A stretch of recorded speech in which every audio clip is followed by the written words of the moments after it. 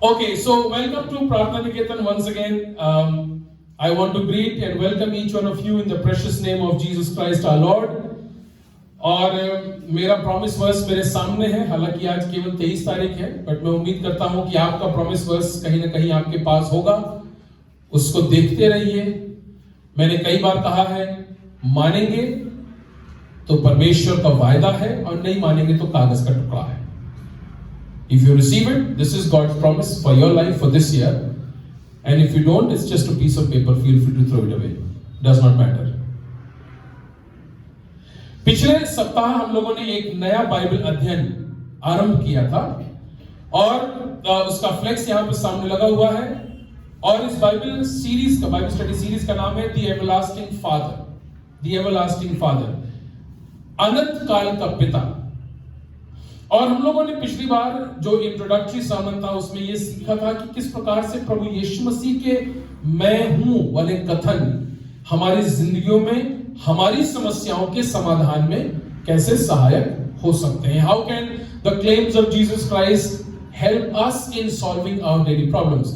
And today we are going to move on and we will move on into part 1 of this Bible study series. And I hope all of you have your notes. अगर notes हैं, अच्छी बात नहीं है तो अपना हाथ उठा दीजिएगा. Pens are also there. If you need a pen just raise your hand and the ushers will come and hand it over to you.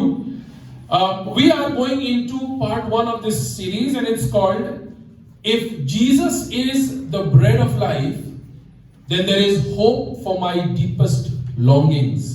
यदि प्रभु यीशु मसीह जीवन की रोटी है तो मेरी जिंदगी की जो सबसे गहरी आवश्यकताएं हैं उनकी पूर्ति की एक उम्मीद है.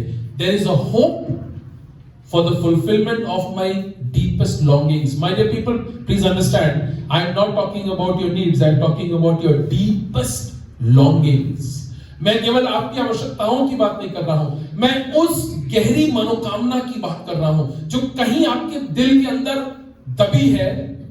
शायद आप निराश हो गए, लेकिन याद रखिएगा, क्योंकि प्रभु यीशु मसीह जीवन की रोटी है, इसलिए आपकी वो हर मनोकामना को पूरा करेगा. Because Jesus is the bread of life, He will satisfy the deepest longings of your heart. आइए दुआ करें. Shall we pray this evening and welcome the speaker for this evening, the Holy Spirit, to come and talk to us. Father God, we commit and commend ourselves into your hands this moment, Lord, and I pray the Holy Spirit would come now and speak to your people. Lord, remove me, my voice, from becoming a hindrance to your people. Lord, we pray that may your word speak directly to each one of us. In Jesus' name I pray. Amen. Let's go back into the Gospel of John, chapter 8. यूहन्ना की इंजील उसका 8वां अध्याय, and a review verse, it's on the screen as well. हम लोगों ने पिछली बार 57, 58 और 59 पद पढ़ा था. So on the screen you have the review verse. John chapter 8 verse 57, 58 and 59, and the word says this. Then the Jews said to Jesus, You are not yet 50 years old and you have seen Abraham? तू अभी 50 साल का नहीं हुआ, तूने Abraham को देखा है? Truly, truly, I tell you, Jesus declared, Before Abraham was, I am. इससे पहले कि अब्राहम था, मैं हूं. Grammatically incorrect, spiritually correct. व्याकरण गलत है, लेकिन ये कथन जो प्रभु यीशु मसीह की तरफ से आया पूर्ण रूप से सत्य है और सही है. Verse 59. And this they picked up stones to throw at him, but Jesus was hidden and went out of the temple area. Why did people pick up stones to throw at Jesus? क्यों लोगों ने पत्थरवाह करना शुरू कर दिया? क्यों लोग प्रभु यीशु मसीह के ऊपर पत्थर मारने लगे? क्योंकि वो जानते थे कि जो बात यीशु कह रहा है, इससे पहले कि अब्राहम था, मैं हूं. Before Abraham was, I am. ये जो I am है, ये लोग जानते थे, यहूदी जानते थे ये कथन कहां से आ रहा है. ये कथन उस समय परमेश्वर द्वारा कहा गया था जब मूसा ने परमेश्वर से पूछा था, हे परमेश्वर, जब तेरे लोग मुझसे पूछेंगे कि किसने तुमको भेजा है तो मैं क्या बोलूंगा? परमेश्वर ने मूसा से कहा, कह देना जो मैं हूं है उसने मुझे भेजा है. Tell them that the I am that I am has sent me. And the Jews knew it. यहूदी जानते थे जैसे ही प्रभु यीशु मसीह ने कहा इससे पहले कि अब्राहम था मैं हूं, उन्हें मालूम था प्रभु यीशु मसीह अपने आप को परमेश्वर के तुल्य ठहरा रहा है। They knew that Jesus was equating himself to God, and therefore they started throwing stones at Jesus. प्रभु यीशु मसीह के ऊपर वो पत्थर मारने लगे। Exodus chapter 3 verse 13 and 14, निर्गमन की पुस्तक उसका 3 अध्याय 14 और 15 पद में ये सारी घटना का जिक्र है जहां पर मूसा पर्वत के ऊपर उस जलती हुई झाड़ी के सामने खड़ा हुआ था और परमेश्वर ने कहा कि मैंने तुमको चुना है कि तुम मेरी कौम इस्राएल को मिस्र की गुलामी में से छुड़ाओ। मूसा पहले घबराया, फिर लड़खड़ाया, फिर बहानेबाजी किया, जैसा हम लोग करते हैं। Very typical human, very typical human. बेटा यू हैव टू सिंग, नहीं। Brother you have to do this, no. Civil Lines घूमने चले, यस। आज शाम को समय है तो परिवार विजिट कर ले, नहीं। Very typical human being this Moses fellow is. Moses, I have chosen you to go and deliver my people from Egypt. God, but how can I go? I don't even know how to talk properly. I slumber in my speaking. हे परमेश्वर मैं कैसे जाऊं? मैं तो बोल भी नहीं सकता सही से। बहानेबाजी, परमेश्वर से बहानेबाजी। परमेश्वर तो परमेश्वर है, परमेश्वर का कोई बात नहीं, मैं तुम्हारे लिए एक वक्ता भेजूंगा। I will send with you a speaker. Aaron, Harun. So Moses and Aaron went together. और जब मूसा ने परमेश्वर से पूछा, हे परमेश्वर, यदि लोग मुझसे पूछें तुमको किसने भेजा है, मैं क्या कहूंगा? परमेश्वर ने कहा, कह देना जो मैं हूं है उसने मुझे भेजा है। Tell them that the great I am that I am has sent me. और मैंने आपको पिछली बार बताया था कि जो स्टेटमेंट है I am who I am या I am that I am का जो मूल बात है वो इब्रानी भाषा के शब्द to be से। God is saying I am to be। मैं हूं, मैं अतीत में भी हूं, मैं वर्तमान में भी हूं, मैं भविष्य में भी हूं। I am in your past, I am in your present and I am in your future। और अगर इसी का निर्गमन 3 उसका 15वां पद पढ़ेंगे तो आपको मालूम पड़ जाएगा परमेश्वर कह रहा है मैं तुम्हारे पितरों का परमेश्वर हूं, मैं तुम्हारा परमेश्वर हूं, मैं तुम्हारी पीढ़ियों का परमेश्वर हूं। I am the God of your forefathers, I am the God of your forefathers, past tense, I am your God, present tense, and I am the God of your generations। I am yesterday, I am today, and I am tomorrow। मैं हूं, I am। God is saying I am eternal and I am unchanging। मैं अनंत काल का हूं और मैं कभी ना बदलने वाला। एक गीत हम लोग संडे स्कूल में गाते थे, आज और कल और अब तक यीशु परमेश्वर एक सा है, हम बदलते वो न कभी, उसके नाम कीजिए। This evening my dear people, I want to encourage you, मैं आपको उत्साहित करना चाहता हूं, किसी ऐसे के ऊपर अपना भरोसा रखिए जो कभी न बदले। हालेलुया। अगर पैसे पर भरोसा रखेंगे तो वो कल को खत्म हो जाएगा। यदि अपने पद पर भरोसा रखेंगे तो आप पद से उतर जाएंगे, बड़ी बेइज्जती के साथ उतारे जाएंगे। अपनी योग्यताओं पर भरोसा करेंगे वो भी समय के साथ खत्म हो जाएगी। अपने देह पर, अपने ज्ञान पर भरोसा करेंगे। मैंने इस संसार के ज्ञानियों को बड़े बड़े मूर्खता के काम करते देखा है, आपने भी देखा होगा। So don't trust in things that can change. Trust in somebody whose name is God. उसने कहा मैं हूं, and I want to encourage you this evening. Put your trust in someone who does not change. His name is the great I am. उसका नाम मैं हूं है, महान परमेश्वर है, उस पर अपना भरोसा रखिएगा। और जब लोगों ने सुना यीशु कह रहा है, इससे पहले कि अब्राहम था मैं हूं, वो समझ गया कि यीशु कह रहा है कि मैं ही परमेश्वर हूं, और वो पत्थरवाह करने लगे। Today, my dear people, I want to begin with the I am statements of Jesus Christ. प्रभु यीशु मसीह के मैं हूं वाले कथनों के साथ हम आरंभ करना चाहते हैं, and I want to encourage you to sit at the feet of Jesus with a devotional heart. एक सीखने वाले हृदय, एक खुले हृदय, एक आराधना से भरे हुए हृदय के साथ परमेश्वर के भवन में बैठिएगा।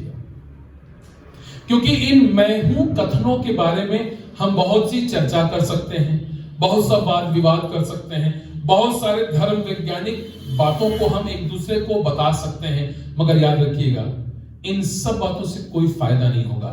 फायदा तब होगा जब आप खुले दिल से प्रभु यीशु मसीह के इन दावों पर अपना भरोसा रखेंगे। You will benefit from the claims of Jesus when you put your unfailing faith in the claims of Jesus Christ.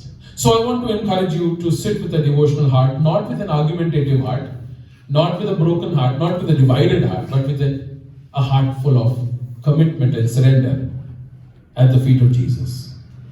और दुआ कीजिए कि प्रभु यीशु मसीह की ये दावे मेरी जिंदगी को बदलने में सहायता करें। प्रभु यीशु मसीह की ये दावे मुझे सामर्थ्य दें, मुझे हिम्मत दें, मुझे उत्साह दें, जीवन को देखने का मेरा नजरिया बदल दे।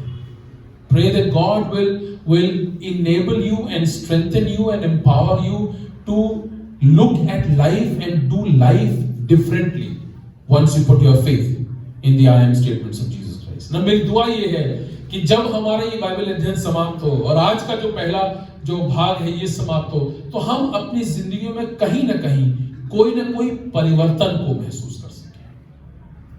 Some transformation in some area of your life you may feel as you walk out of the house of God this evening. And I pray that God the Holy Spirit will enable you to experience a deeper spirituality in your life, a closer connection with God, a one-on-one relationship, एक व्यक्तिगत संबंध, एक गहरा संबंध और एक नई गहराई परमेश्वर के साथ संबंध में आप महसूस कर सकें।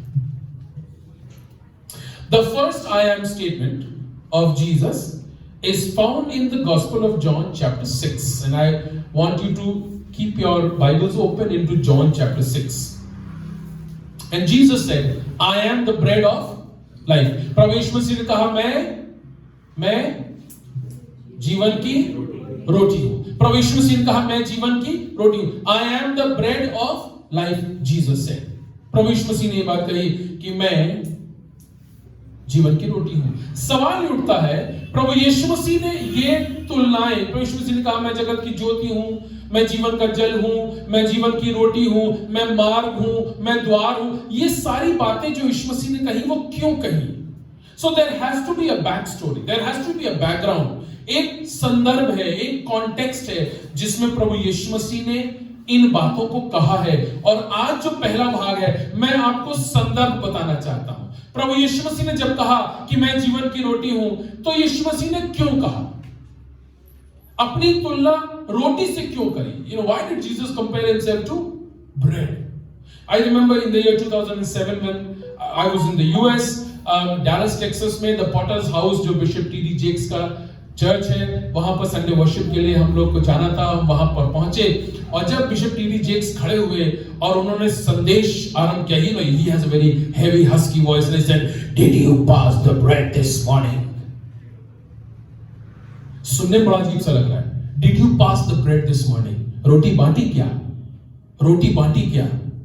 And then he said, "Did you talk about Jesus to someone? Because Jesus is the bread of life." Hallelujah.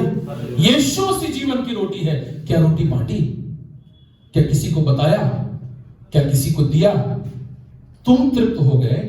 क्या तुमने वो रोटी दूसरों की तृप्ति के लिए किसी को दिया कि नहीं दिया? And did you pass the bread? Nice ना? Nice. Something to think about. क्योंकि हम क्या करते हैं, जितनी रोटी है पहले खुद खा लेते हैं, फिर संभाल कर रख लेते हैं, किसी को देना ना पड़े। ये वो रोटी है जो कभी खत्म नहीं होगी, तो जितना बांटेंगे उतना बढ़ेगी। Did you pass the bread? Now there is a back story. So संदर्भ में आपको संदर्भ बता दूं, यूहन्ना की इंजील उसके 6वें अध्याय में अगर आप पहले पद से आगे पढ़ेंगे तो आपको मालूम पड़ेगा कि एक बड़ी भीड़ है। प्रभु यीशु मसीह उनको प्रवचन सुना रहे हैं और बहुत सी ज्ञान की बातें हो रही हैं। एक लंबा समय हो चुका है, हजारों लोग वहां पर जमा हैं। यीशु मसीह के चेलों ने आके कहा, प्रभु यीशु मसीह, ये बहुत सारे लोग हैं जो थक गए हैं, भूखे हैं, इनके लिए रोटी का इंतजाम कीजिए। यीशु मसीह ने कहा, तुम ही इंतजाम करो। बाइबल में लिखा हुआ है वो जानता था लेकिन उनको परख रहा था। प्रभु यीशु मसीह ने कहा कि तुम इनके लिए रोटी का इंतजाम करो। चेलों ने कहा प्रभु इतनी बड़ी भीड़ को खिलाने के लिए हमारे पास पैसा नहीं है, और अगर होता भी तो इतनी ढेर सारी रोटी इतनी जल्दी से इंतजाम नहीं हो पाती। लिखा हुआ है तब यीशु के चेलों में से एक ने एक छोटे बालक को यीशु मसीह के पास लाया और कहा इसके पास जौ की 5 रोटी और 2 मछली, 5 loaves of bread and 2 pieces of fish। और कलाम में लिखा है यीशु मसीह ने वो रोटी ली, ईश्वर की ओर उठाई, उसके लिए धन्यवाद दिया और उसको तोड़ी, चेलों से कहा कि लोगों को पांति पांति करके बैठा दो, और हजारों लोगों ने उस दिन खाया और तृप्त हुए। क्या खाया? रोटी खाई और तृप्त हुए। और फिर लिखा हुआ है जब सबने खा लिया और छक गए, तृप्त हो गए, people were not only ate but they were satisfied, they were content, they were filled after having that meal. लिखा हुआ है तब चेलों ने जब रोटियां बटोरी तो 12 टोकरे रोटी बच गई थी। The more you give the more remains, the more you give the more remains. किसी ने कहा है when God raises your income, raise the standard of your giving, not the standard of your living, because the more you give the more you will get। जितना देंगे उतना मिलेगा परमेश्वर की ओर से, हमारी अपनी कोई योग्यता नहीं, परमेश्वर देता है। सो जितना देंगे। यहां पर भी 5 रोटी 2 मछली बांट दी गई, हजारों ने खाया, 12 टोकरे में रोटी बच गई। और लिखा हुआ है और प्रभु यीशु मसीह, और तब तक सांझ हो गई, शाम होने लगी, ढलने लगी, और प्रभु यीशु मसीह के चेले नाव में बैठ करके और कफरनहूम को जाने लगे, और यीशु मसीह चुपचाप से वहां से अलग हो गया। He went into the forest up on the mountain। लोगों ने प्रभु यीशु मसीह को नाव में बैठते नहीं देखा, चेलों के साथ जाते नहीं देखा। वो सोच रहे थे, they were very confused, where is Jesus? We did not see him sit into a boat or walk with the disciples। Where is Jesus? यीशु कहाँ है? और आप उस घटना को पढ़िएगा तो मालूम पड़ेगा जब चेले कफरनहूम की ओर जा रहे थे, नाव में थे, अंधेरा हो चुका था, हवा तेज चल रही थी, और उन्होंने अंधेरे में किसी को अपनी ओर आते हुए देखा। They were frightened like anything, they were frightened to bits। और तब यीशु मसीह ने कहा डरो मत, मैं हूं, I am, fear not। और जब वहां पर चेले यीशु मसीह जब वहां पर पहुंचे तो लोग बड़े कंफ्यूज थे। How did you come over here? We did not see you sit into the boat, we did not see you come with the disciples. Yeshu आप यहां पर कैसे आ गए और कहां गायब हो जाते हैं आप? हमें आपकी बातों को सुनना है, हम आपको सुनने के लिए आए हैं, और आप कहां चले गए थे? बड़े परेशान है। ये एक कॉन्टेक्स्ट, एक बैकग्राउंड है, और इस मौके को प्रभु यीशु मसीह ने एक शिक्षा के मौके में बदल दिया। Jesus converted this particular context into a learning experience. और प्रभु यीशु मसीह यहां पर एक बहुत ही गहरी बात अपने लोगों को और वहां तमाम जो लोग थे उनको सिखाने जा रहा है।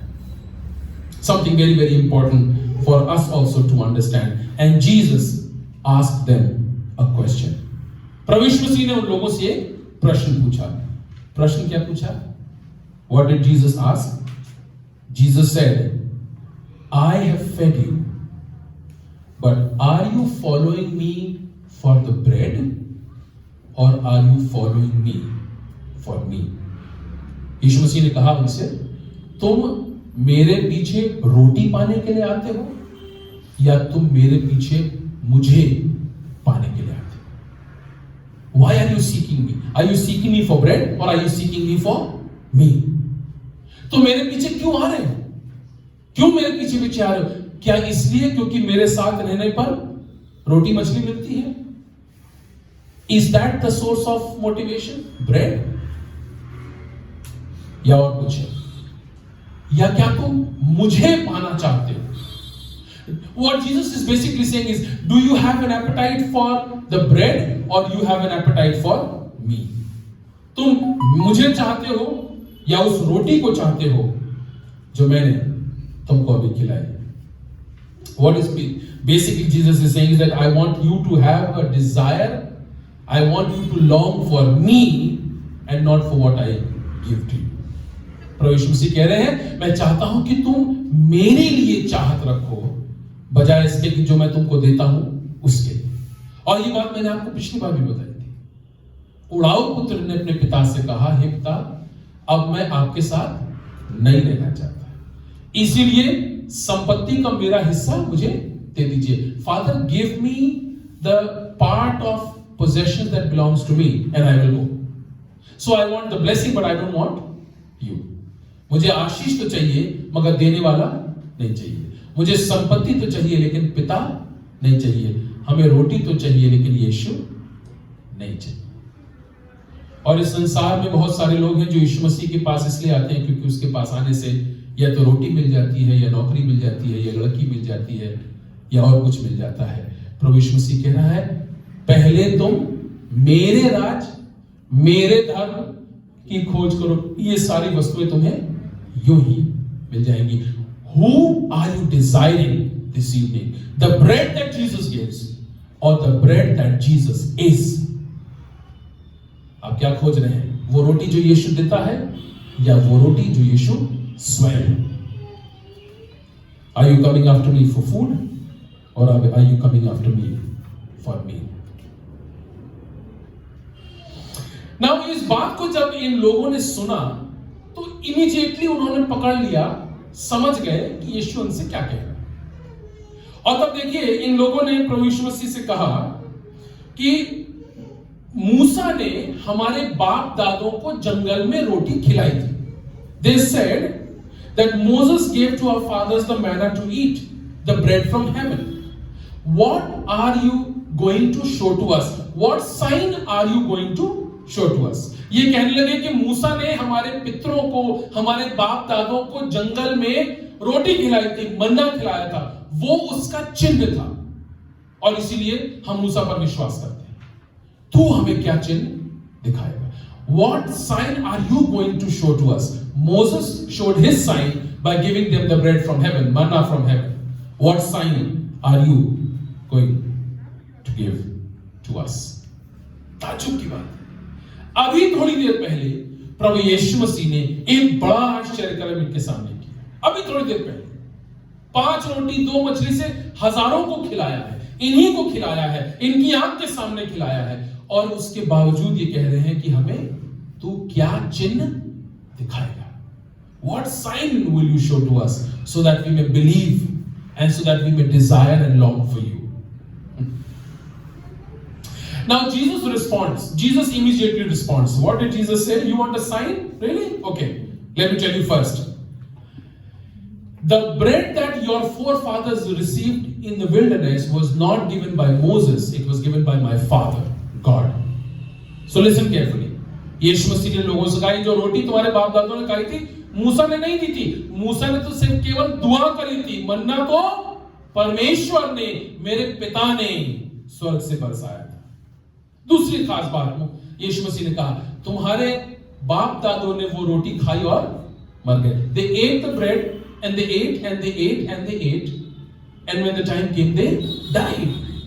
वो रोटी खाते थे फिर भूखे होते थे, फिर रोटी खाते थे फिर भूखे होते थे और एक समय आया कि वो मर गए। ध्यान से सुनिए यीशु मसीह क्या कह रहा है। प्रभु यीशु मसीह कह रहा है उस समय तुम्हारे बाप दादों की जरूरत उनकी भौतिक रोटी के लिए थी। The desire of your forefathers was the physical hunger. So my dad, my father, God Almighty gave that physical bread to your forefathers. तुम्हारे बाप दादे भूखे होते थे, उन्होंने कहा कि हमें रोटी चाहिए। परमेश्वर ने उनकी भूख को दूर करने के लिए स्वर्ग से उनको रोटी दी और वो मन्ना था और वो खाते थे और तृप्त हो जाते थे। उस समय उनकी नीड फिजिकल नीड थी, शारीरिक आवश्यकता थी। They were hungry in the body and so God gave them bread for the body. Now God knows that your spirit and your soul is hungry, so He has given me the bread to you to satisfy your soul and spirit. उस समय उनकी देह को रोटी की आवश्यकता थी तो परमेश्वर ने स्वर्ग से मन्ना बरसाया। आज तुम्हारी आत्मा भूखी है, तुम्हारा प्राण भूखा है और इसीलिए तुम्हारी आत्मा को संतुष्ट करने के लिए, उसकी तृप्ति के लिए परमेश्वर ने मुझे भेजा है। मैं रोटी हूं। और तब यीशु मसीह ने क्या कहा? मैं जगत की रोटी हूं। Are you understanding the context? क्यों प्रभु यीशु मसीह ने कहा कि मैं जीवन की रोटी हूं। अर्थात यदि तुम मुझे खाओगे, अर्थात यदि तुम मुझे प्राप्त करोगे, अर्थात यदि तुम मुझे स्वीकार करोगे, अर्थात यदि तुम मेरे साथ रहोगे, तो तुमको जीवन में किसी प्रकार की असंतुष्टि का सामना नहीं करना पड़ेगा, क्योंकि मैं केवल पेट के लिए रोटी नहीं हूं, मैं जीवन की रोटी। If you receive me, you will never hunger in life. You will never hunger in life. You will be satisfied, you will be happy, you will be content, you will be full if you receive me, because I am the bread of life. यीशु मसीह ने क्या कहा?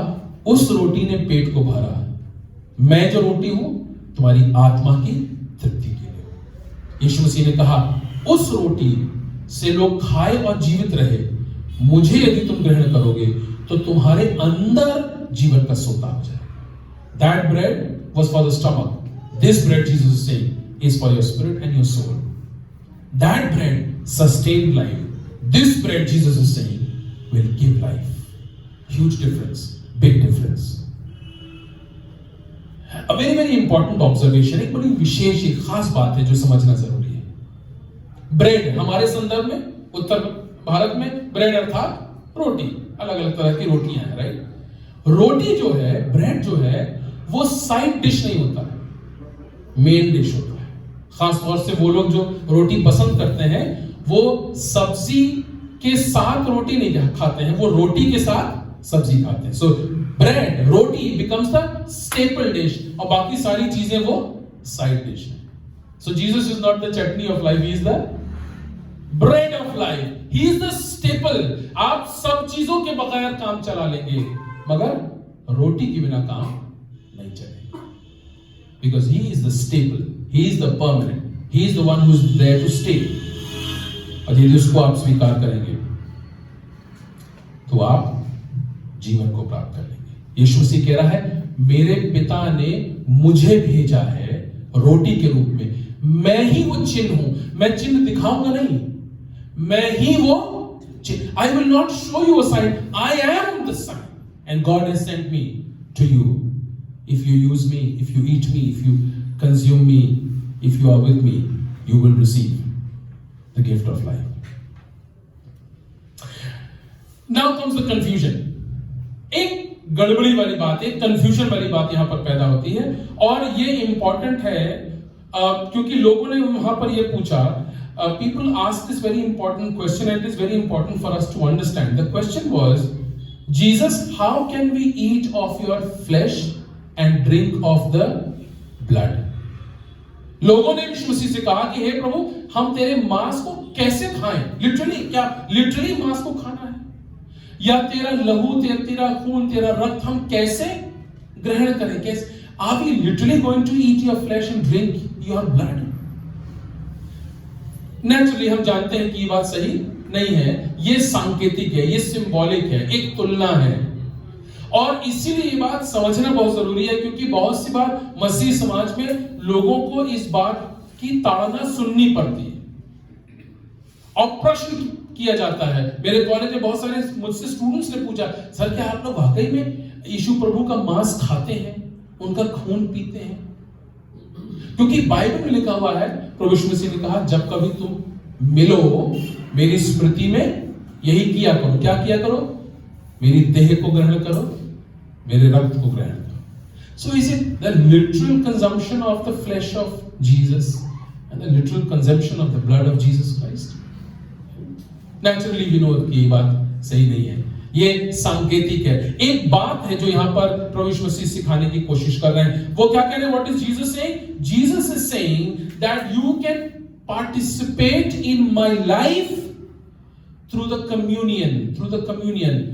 जो पाकशा है, जो holy communion है, उसके द्वारा तुम मेरे जीवन में मेरे साथ सहभागी हो सकते हो, होली कम्युनियन के द्वारा। और होली कम्युनियन जो है वो हम जानते हैं कि एक बहुत ही इंपॉर्टेंट सैक्रामेंट है, one of the most important sacraments of the church.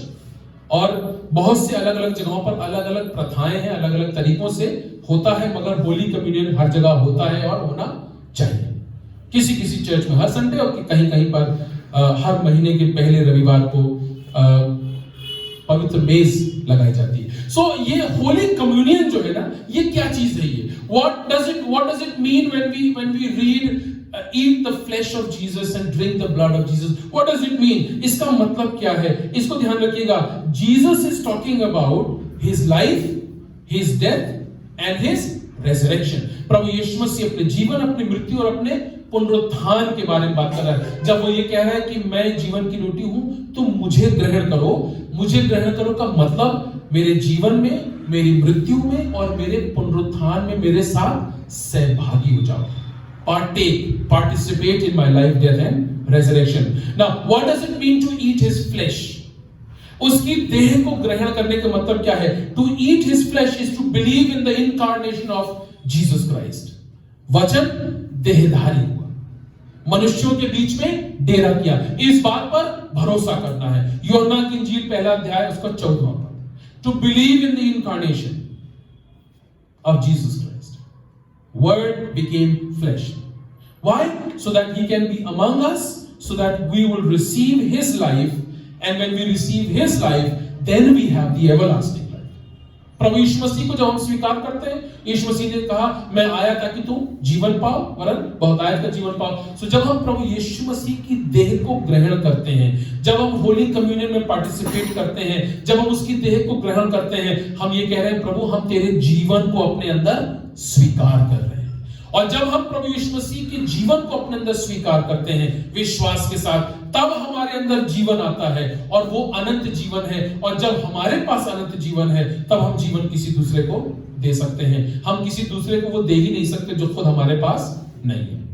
Unless we have life, everlasting life, eternal life, we cannot hand life over to someone else to participate in the life, death and resurrection. So to eat his flesh is to receive the life of Jesus within us. To drink his blood means to partake in his death. So the flesh of Jesus is the life that we receive. The blood of Jesus is receiving and believing in the death of Jesus Christ. प्रभु यीशु मसीह के लहू को ग्रहण करने के द्वारा, उसको स्वीकार करने के द्वारा, उसको उसमें सहभागी होने के द्वारा हम प्रभु यीशु मसीह की मृत्यु पर हम अपना ईमान, अपना भरोसा जाहिर करते हैं। क्या लिखा हुआ है? बिना लहू के बहाए पापों की क्षमा संभव नहीं है। There is no forgiveness of sins without the shedding of blood. और क्या लिखा है रोमियो के 3 अध्याय में? For the wages of sin is death.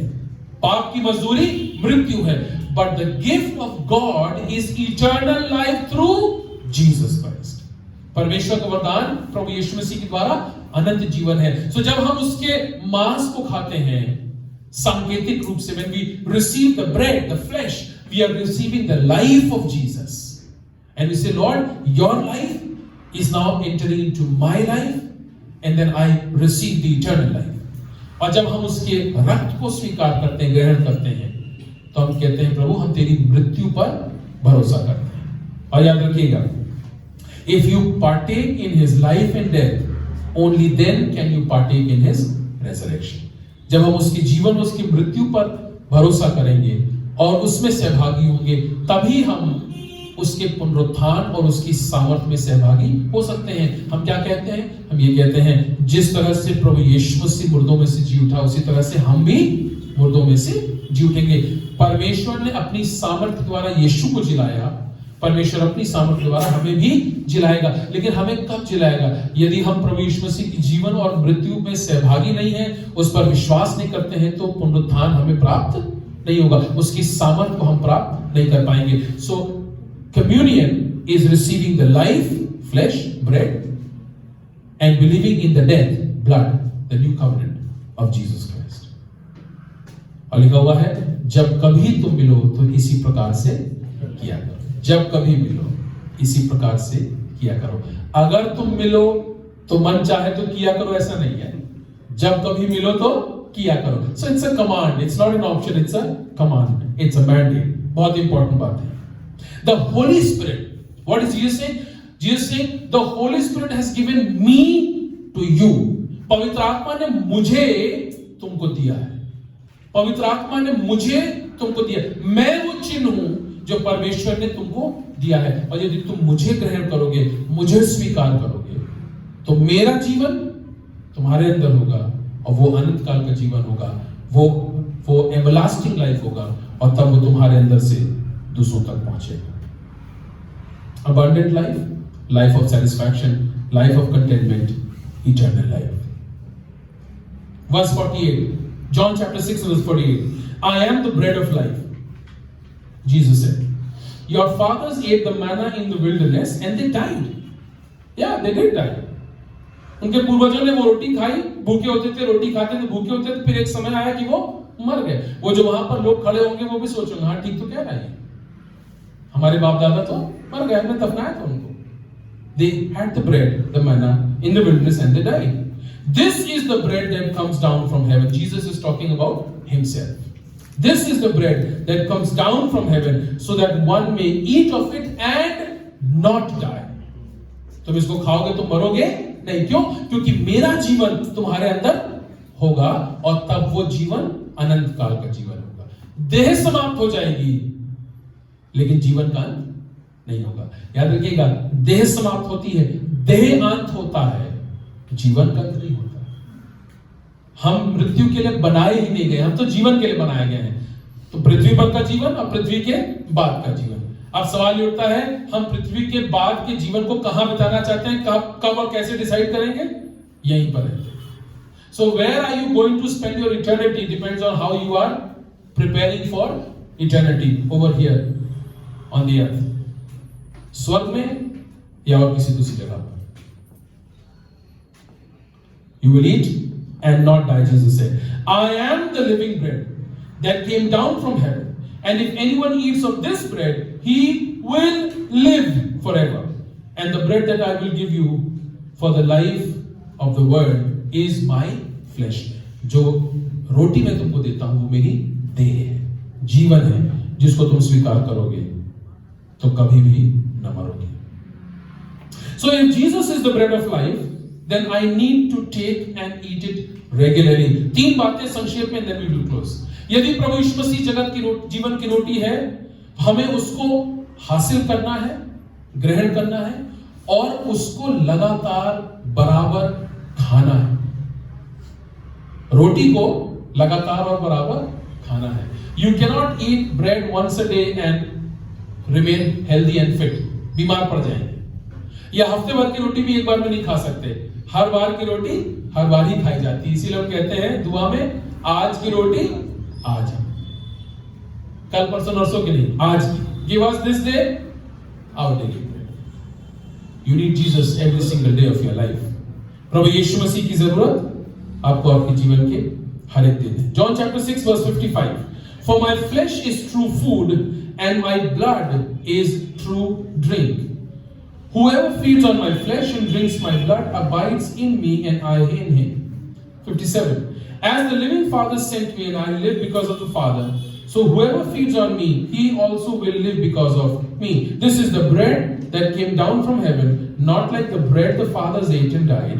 Whoever feeds on this bread, Jesus, the bread, will live forever. So what to do? What to do? How can we eat this bread regularly? हम इस रोटी को लगातार कैसे खा सकते हैं? दो बातें। Number one, demonstrate faith in the Holy Communion. It's in your worksheets also, so you can keep writing it there as well. What to do? Number one, demonstrate it in the Holy Communion. पाक अशा, प्रभु यीशु मसीह की मेज को लगातार ग्रहण कीजिएगा। A true believer, listen carefully, a true believer will always find himself or herself at the table of the Lord. एक सच्चा विश्वासी पवित्र मेज से, उस कम्युनियन से, उस ब्यारी से कभी भी अपने आप को अलग नहीं करेगा। A true believer will always find himself or herself at the table of the Lord. Will always make it a point to participate in the Holy Communion. Why? Why is it important? Listen carefully. The Holy Spirit will take you to the Lord's table. Why take you to the Lord's table? Because at the Lord's table there is confession, there is soul searching, there is renewal, there is re-establishment reestablishment of relationship with God. उस पवित्र मेज के पास पवित्र आत्मा आपको वहां ले जाएगा। क्यों ले जाएगा? क्योंकि वहां पर पापों की क्षमा का अनुभव है, वहां पर पश्चाताप का अवसर है, अपनी गलतियों को एहसास करने का मौका है, परमेश्वर के साथ अपने संबंध को नया करने का अवसर है। जो लोग विश्वासी हैं प्रभु यीशु मसीह के, वो अपने आप को ऐसे स्थान पर रखना चाहेंगे जहां पर परमेश्वर के साथ उनका संबंध फिर से दृढ़ होता हो। प्रभु की मेज के पास, at the table of the Lord is confession, renewal, soul searching, a reconfirmation of your relationship with God, and the Holy Spirit will take you there. So you want to eat the bread daily, regularly? Find chances, find opportunities to be at the table. ध्यान रखिएगा, उस मेज से अपने आप को कभी अलग मत कीजिएगा। दुख की बात यह है कि प्रभु की प्यारी में सम्मिलित होने की बात से ज्यादा हम कैसे सम्मिलित होते हैं इस पर दबाव दिया जाता है। ऐसे करेंगे कि वैसे करेंगे, एक ही रोटी में से सब खाएंगे कि सबको अलग अलग टुकड़े दिए जाएंगे, एक ही प्याले में से सब पिएंगे कि अभी अलग अलग प्याला दिया जाएगा, लोग उठ के सामने आएंगे कि पादी साहब उनके पास जाएंगे। बहुत विवाद है जी, ये गलत है, ये सही है, ये ठीक नहीं है, इस पर बहुत चर्चा है, मगर ये नहीं सिखाया जाता कि करो चाहे जैसे। खास बात यह है प्रभु की मेज में सहभागी हो जाना। That is important. Being at the table, not how, but the fact and the truth of being at the table is very, very important. Number 2, दूसरी खास बात यह है, digesting the truth by meditating on God's word. परमेश्वर के वचन पर मनन करने के द्वारा उसकी बातों को अपने जिस्म में ग्रहण कर लीजिए। Let God's word be digested inside of you. It's not just the reading. केवल परमेश्वर के वचन को सरसरी तरह से पढ़ना ही नहीं है, उसको पढ़ना, उसको समझना, उसको स्वीकार करना, उस पर मनन करना, अपनी गलतियों को एहसास करना और परमेश्वर के वचन को अपनी जिंदगी में लागू करना। और जब खुदा का कलाम आपकी जिंदगी में लागू होगा तब उसका प्रभाव दिखाई देगा। Unless the food is digested in the body, you will not receive its nourishment. अगर कुछ खाया और वो निकल गया तो देह में लगा नहीं। एक बीमारी है जिससे जो सुपर मॉडल्स हैं वो ग्रस्त रहती, मैंने कहीं पर पढ़ा था, and it's a mental disorder called anorexia nervosa. Anorexia nervosa में जो मॉडल्स होती हैं ये बहुत ढेर सारा और फैटी फूड, हेवी फूड खा लेती हैं, and then they will go out and vomit all the food out. तो वो उन्होंने खा भी लिया, जबान को जो चाहिए था वो मिल गया, एंड देन वॉमिट करके निकाल देती हैं ताकि वो शरीर में न लगे। Unless the food is digested, you will not get the nourishment. God's word needs to be digested in your spirit for it to nourish your soul. So don't just read. केवल प्रभु के वचन को केवल सरसरी तौर से पढ़ना ही नहीं, स्वीकार करिए, विश्वास कीजिए, दृढ़ता के साथ उसको कीजिए, तब जाकर के खुदा का वचन आपकी जिंदगी में काम करेगा। The bread is the body of Jesus. Whenever we see the bread, we remember the body of Jesus broken for me, his life received by me, his sinlessness. Whenever we see the cup, the wine, we remember the love of Jesus that has flowed out for us. प्रभु यीशु मसीह का प्रेम जो हमारे लिए बहाया गया है। एक वाचा है जो परमेश्वर ने अपने लोगों के साथ बांधी है, मैं तुमको कभी नहीं छोड़ूंगा। And whenever we are at the table, we remember the cost that God had to pay. एक दाम है जो परमेश्वर को चुकाना पड़ा। इससे हमें एहसास होता है कि हम कितने खास लोग हैं, कितने जरूरी लोग हैं कि परमेश्वर ने अपने इकलौते बेटे को हमारे लिए संसार में भेज दिया। Psalm 119 verse 11. How can a young man keep his way pure? Question. जवान अपने मार्ग को, अपनी राहों को स्वच्छ शुद्ध कैसे रखे? By guarding it according to your word. With my whole heart I seek you. Let me not wander from your commandments. I have stored up your word in my heart that I may not sin against you. या तो पाप आपको परमेश्वर के वचन से दूर रखेगा या परमेश्वर का वचन आपको पाप से दूर रखेगा। चुनाव आपका है। Second thing, if Jesus is the bread of life, then nothing could possibly satisfy. यदि प्रभु यीशु मसीह जीवन की रोटी है तो मुझे कोई दूसरी बात संतुष्ट और तृप्त नहीं कर सकती, और कोई दूसरी चीज मुझे तृप्त नहीं कर सकती। We are looking for satisfaction. इस संसार में हमें संतुष्टि चाहिए। ऐसे लिखा है कि संतुष्टि जो है वो परमेश्वर को दिया हुआ वरदान है। It's a gift of God, it's a blessing. जो लोग संतुष्ट हैं जीवन में वो बहुत आशीषित लोग माने जाते हैं। Now listen to this very carefully. I am trying to draw a comparison, physical food versus spiritual food. बहुत ध्यान से सुनिएगा। Sometimes you may feel a need, and to fulfill the need, you may eat something which is not good for you. Sometimes we are only thirsty. कभी-कभी क्या होता है ना, हम सिर्फ प्यासे होते हैं, लेकिन हमको लगता है कि हम भूखे हैं और हम खा लेते हैं। भारत के अंदर इमोशनल ईटिंग बहुत होती है। जब हम दुखी होते हैं तो खाते हैं, जब खुश होते हैं तो खाते हैं, सबके साथ होते हैं तो खाते हैं, अकेले होते हैं तो खाते हैं। इसको इमोशनल ईटिंग कहा जाता है। कभी-कभी हमें भूख नहीं लगी, सिर्फ प्यास लगी है, लेकिन पानी लेने कौन जाए, तो लाओ कुछ खा लेते हैं। So the stomach is thirsty, but we fulfill our stomach with food. Wrong. So जरूरत कुछ और थी, भरा हमने कुछ और। Sometimes we are really genuinely hungry. So बजाय इसके कि हम अच्छा शुद्ध हेल्दी खाना खाएं, we consume soft drinks, fatty food, chips, etc. So वाकई में हमें भूख थी, लेकिन हमने भरा अपने आप को किसी और चीज। Please try and understand. There is a need in your spirit, but many times we try to fulfill the spiritual need with carnal things.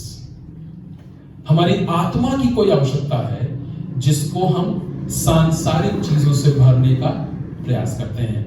हमारे अंदर एक खालीपन है जिसको हम सांसारिकता से खाली कर भरने की कोशिश करते हैं। बहुत सी बार लोग उस खालीपन को भरने के लिए बार में चले जाते हैं, पब में चले जाते हैं, डिस्कोस में चले जाते हैं, ड्रग्स करने लगते हैं, कुछ लोग शॉपिंग करने लगते हैं, कुछ लोग और कुछ करने लगते हैं। People get into wrong relationships, people get into wrong places, into wrong things, into wrong practices.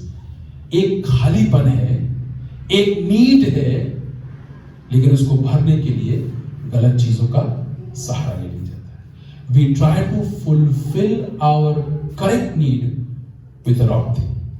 याद रखिएगा, आपकी आत्मिक आवश्यकता सिवाय यीशु मसीह जो रोटी है उसके सिवा और कोई भर नहीं सकता। किसी ने कहा there is a God shaped vacuum in every human being. A God shaped vacuum जिसको केवल परमेश्वर ही भर सकता है। और खास बात यह है, हम अपनी जेन्युइन नीड को, आत्मिक जरूरत को हम किसी सांसारिक चीज से भरने का प्रयास करते हैं और उसकी लत लग जाती है, उसकी आदत लग जाती है। फिर वो बोतल हमसे हटती नहीं है, फिर वो ड्रग हमसे छूटता नहीं है, फिर वो रिलेशनशिप खत्म नहीं होता है, फिर वो बुरी आदत जाती नहीं है। उसने हमारी जरूरत को पूरा तो किया नहीं, लेकिन हमें एक गलत लत में और फंसा दिया।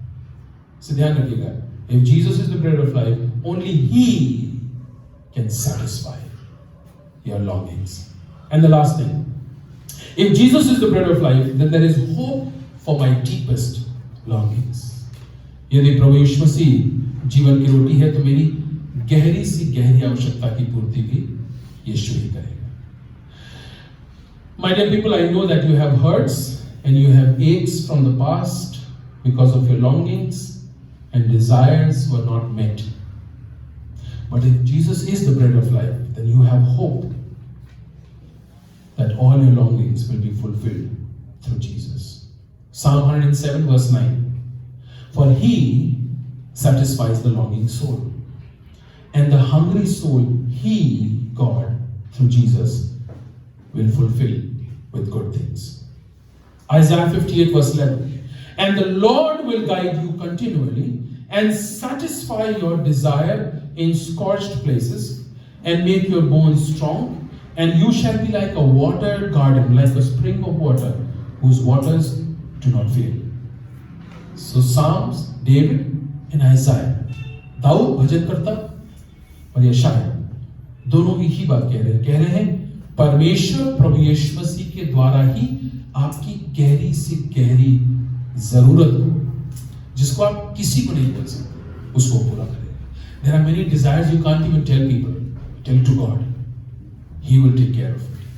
वो आपकी आवश्यकता को पूरा करेगा। God knows how you feeling, he knows what you going through, he knows your worries, he knows the pains. वो जानता है कौन सी बातें आपको दुख दे रही हैं, दर्द दे रही हैं, कौन सी बातें हैं जो आपकी जरूरत की है। परमेश्वर यीशु मसीह के द्वारा उसको पूरा करेगा। He says, I am the bread of life, receive me and you will have life. And when you are full with Christ, then you have everything you need. यीशु मसीह से अपने आप को बांट लीजिए, आपकी हर आवश्यकता कहीं और अनकहीं उसको पूरा करें। आइए दुआ करें।